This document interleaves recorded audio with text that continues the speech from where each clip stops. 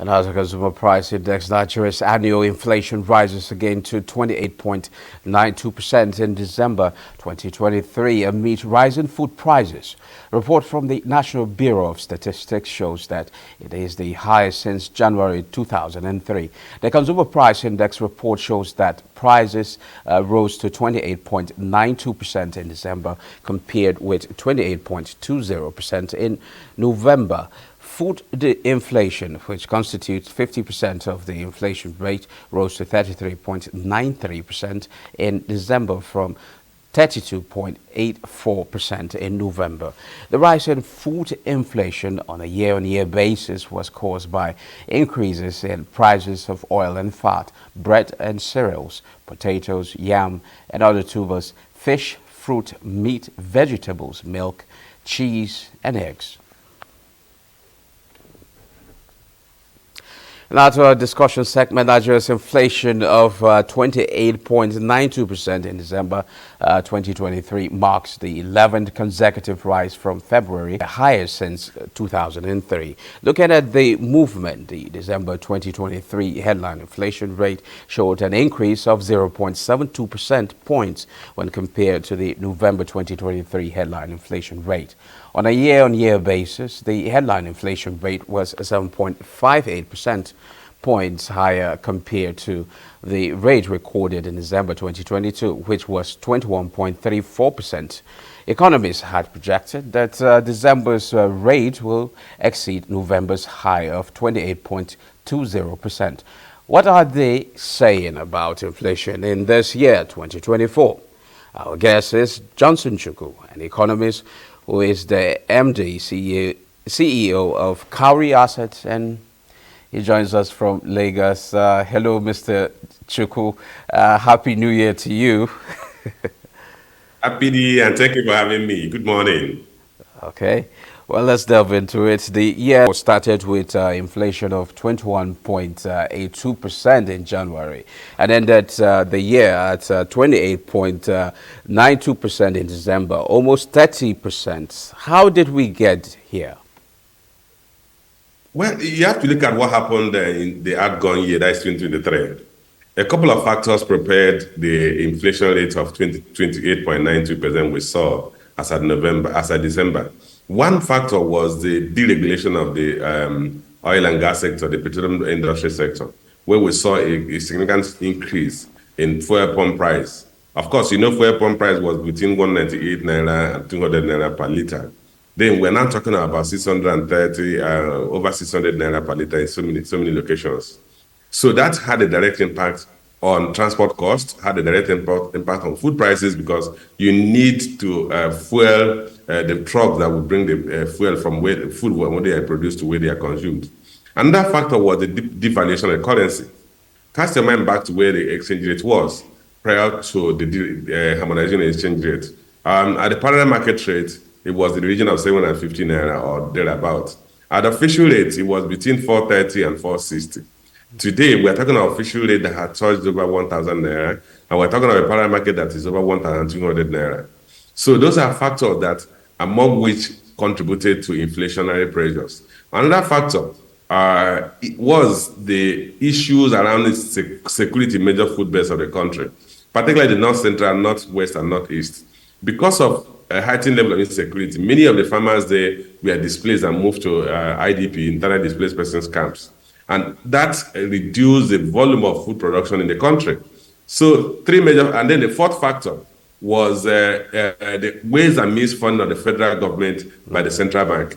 If you cast your mind back last year, the National Assembly approved a securitization of about 22.7 trillion naira, which was ways and means funding for the previous years of the immediate past government. But last year, by December, the president sent a bill to the National Assembly to securitize under 7.3 trillion naira, which meant that last year alone, actual federal government budget deficit that was funded by central bank was in the region of 7.3 trillion naira.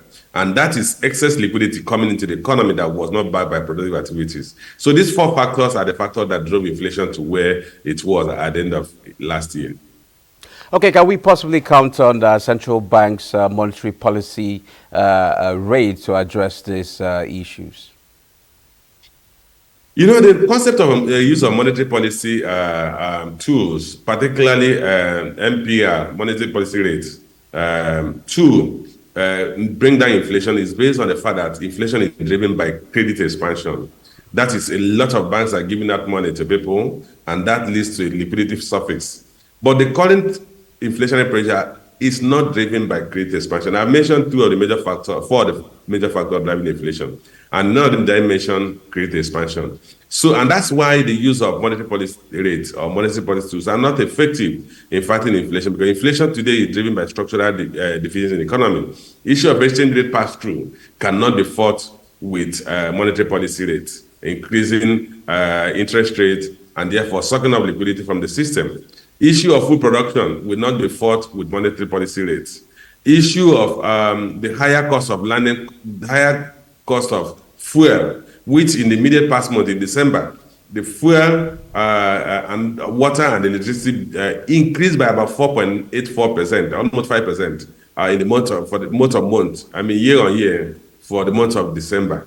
That cannot be fought with monetary policy rates. The increase in food and non-alcoholic beverages of about 15% we saw in year on year to December cannot be fought with monetary policy tools. Even the injection of liquidity coming from the central bank to the federal government by ways and means can also not be effectively fought with monetary policy. Yeah, if you do that, you're going to have a very high rate of interest rate, which will completely constrain productive activities. So the Monetary Policy Committee or the monetary authorities are highly constrained by the structural deficit of the economy in terms of using monetary policy tools to fight inflation. Okay, food inflation, which constitutes 50% of the inflation rate, rose to 33.93%. Is it any surprising that food inflation was the highest push to overall figures? No, it wasn't surprising to me. Like I did mention, the major root cause of the high food prices today is because we're not producing as much quantity of food as we used to produce. Remember that if you look at those food item that moved up, whose price moved up, cereals, tubers, fish, and stuff like that. Even meat, they are all locally produced items. I mean, we don't import any tuber here. Potato is produced here, cassava is produced here, yam is produced here. So some of the cereals we also consume, apart from wheat, are all locally produced. So if there's any food component that actually is imported, is coming from wheat products, which includes bread. But the 90% of what Nigerians consume are produced locally. So if you're having food increase in food prices and it's not coming from because you don't consume so much of imported food, then the problem is coming from local production. Not that our population has skyrocketed beyond what it was last year. Principally because if you go to the major food beds, the states like all the northwest states, Zamfara, Katsina, they are major food beds of the country. They're not, people are displaced. I'm sure you are hearing on a daily basis people being kidnapped in those locations. If you come to North Central, Plateau, Benue, you are also having the same issues. If you go to the Northeast, you have the likes of Borno State, Adamawa State, and all the rest. You have issues.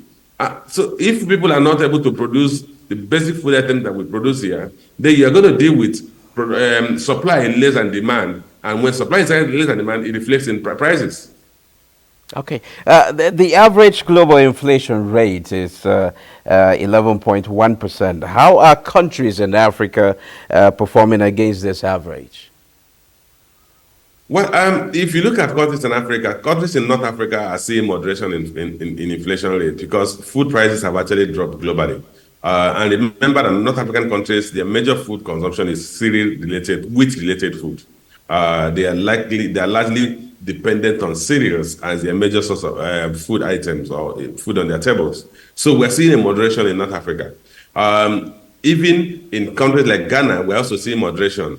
Any country in Africa that is not dealing with insecurity should have a moderation, because even the pass-through effect of the crisis we had in Russia as a result of wheat embargo that came about during at the start of the Russian-Ukraine war, has the Western countries have been able to sidestep it, and we're seeing shipment of wheat to many parts of the world. You see in countries like Brazil, we see moderation inflation. In Western countries, Europe, UK, US, we are seeing a drastic reduction in food prices. What has remained obstinate is core inflation, which has to do with energy cost. But for us in Nigeria and a few countries that have some supply bottleneck when it comes to food production, we're still seeing an obstinate level of food inflation.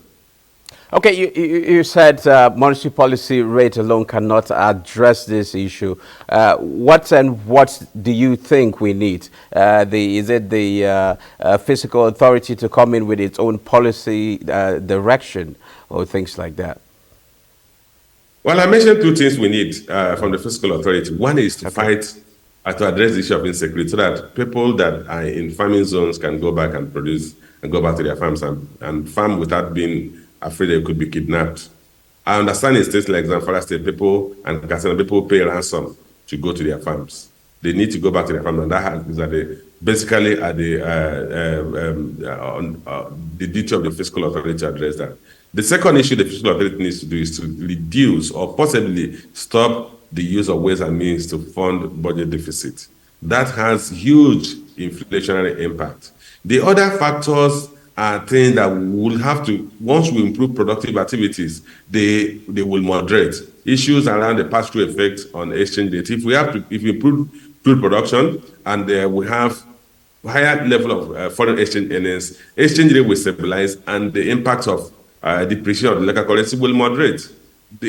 So these are factors that only the fiscal authority can deal with. Then when they do that, it becomes easy to use monetary policy to take out whatever liquidity surplus that comes into the economy.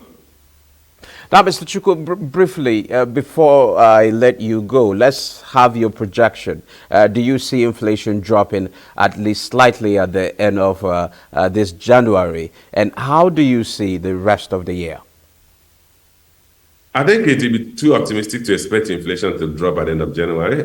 What I think is that by the time we move towards the end of this year, we should begin to see a moderation in inflation, not because the prices are not increasing, but the magnitude of those increases will no longer be as they were in the immediate past year. That's what we call base effect, because you're measuring inflation year on year. So this year, for instance, the price level in December, current price level in December, if for instance a bag of rice in December was 60,000 naira, it becomes the base to measure inflation on rice in December this year.